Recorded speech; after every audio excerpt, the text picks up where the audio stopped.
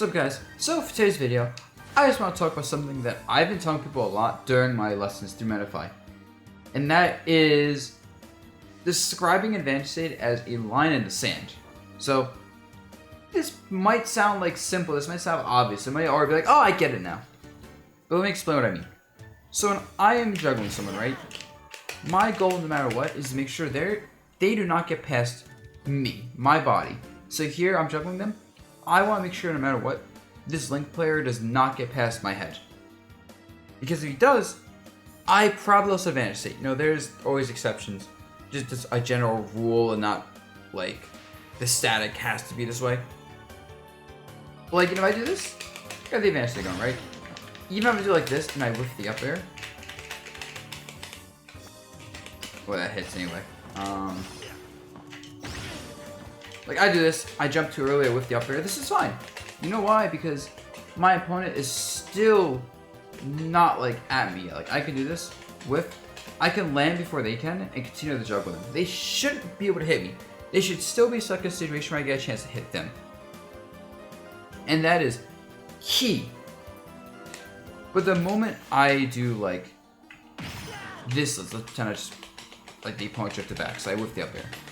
Even this is no longer fine. The moment my opponent's like at my body height, it's not fine. It's not awful because I can drift back, but I have to give up some stage control and I can no longer juggle them.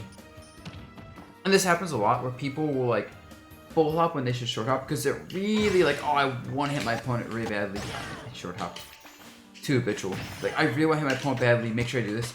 And if you get them, cool. When you whiff that, not cool. I see this a lot of double jumps as well, where someone's like, I want to hit them. And like they see someone high up, they double jump up there because they want to hit them right away. And suddenly, hey look, my opponent is lower than me. They land before me. They get to juggle me. I'm not disadvantaged. It doesn't mean I'm going to get punished for it, but it means now this is no longer favorable for me. And that's a big deal. And this applies to the juggling and to the edge guarding. And I will say it's a lot harder to keep people kind of past your body when edge guarding than juggling. Because juggling is pretty easy as long as you're controlling your jumps. Using platforms as well is key to kind of limit where people are going to go. And also, it's not just about the height when juggling, it's also about distance, right? So like I do this, and let's say I do the short hop up air, and I whiff this. This still isn't good for me, right? Because I drifted past my opponent, and now they're close to the center stage than me. And anyone who knows me knows I love my center stage. I love being the one closer to there, because it gives you just better options. So when I do this, and my opponent crosses me, kind of still disadvantage-ish, not great for me, could be bad. So I make sure I'm juggling someone, do like this, right? Hit them with an up air. Oops, that's supposed to be another up air. Like even if I whiff this, as long as I make sure that I have center stage, I'm going closer to that than my opponent, this is still okay for me. Right, this is still a good spot.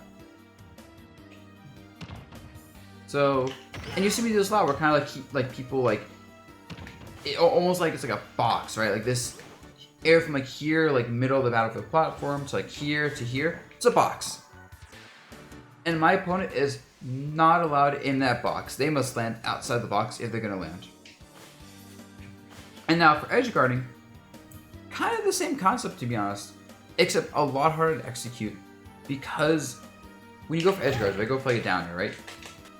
And I actually want to hit the down air. If I like do this and I whiff, even if I drift back, my opponent's likely going to get to the ledge before me now because they double jumped. So like I lose the advantage state here. Doesn't always mean I'm going to be punished. There's obviously exceptions and characters who can like keep this from happening. But it's good rule of thumb. I think the guy jumps to do double jump forward air. They don't jump early.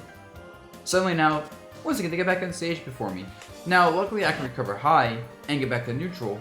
Whereas if I went low, we saw before, my opponent gets a ledge and I'm kind of forced to ledge. So it's bad for me. This is like neutral, I lose my advantage, say whatever. Which is also why you see people tend to cover high more than low. Because covering low is a lot riskier. Unless you have things like a 2-frame to cover low pretty safely inside the ledge and ledge up afterwards. this as well. But that's kind of the rule of thumb. And that's why when like edge guarding, it's really key to do when your opponent has limited options. Like, hey, my opponent lost a double jump. I can edge guard them now because their recovery options are linear. It's also why it's hard to chase someone like in that spot where Link just was, because it's like I have to go off stage pretty aggressively to edge guard them, and if I guess wrong, I'm getting to the ledge for free. Another simple thing you can do though to keep the advantage state is just do this. You double jump on stage with some sort of big hitbox. So the idea is I throw out this hitbox to cover a certain recovery arc, right?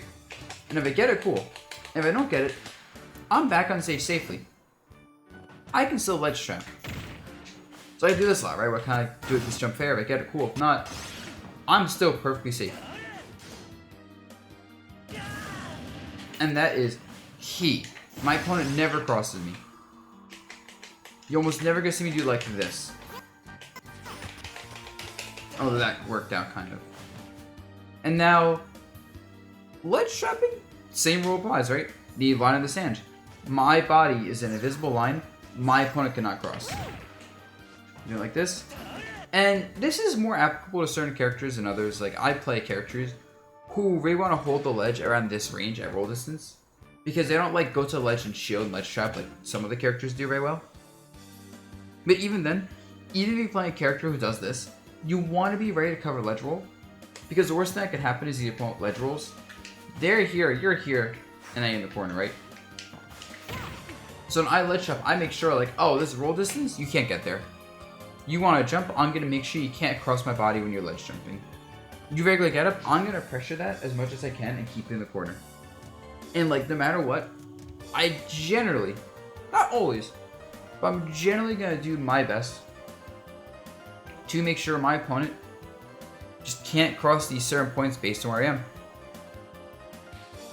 And yeah, that is the like line in the sand, invisible line, whatever you want to call it, like theory, what I've been telling people a lot during my METAFY coaching sessions. So, like all these videos, guys, hope this was helpful. And I'll see you all for the next one. Also, I have like speak for 30 more seconds in order to get more ad revenue on YouTube. So, you know, if you want to support me, you can always check out the Patreon where I'm uploading top player match analysis. I actually just uploaded an analysis of Light versus Quid very recently. It happened offline where Quid did reverse 3-0 Light. You know, you can always get lessons to METAFY. You can always check out my Twitch, sub there, follow, talk, whatever you want. All the support's really appreciated.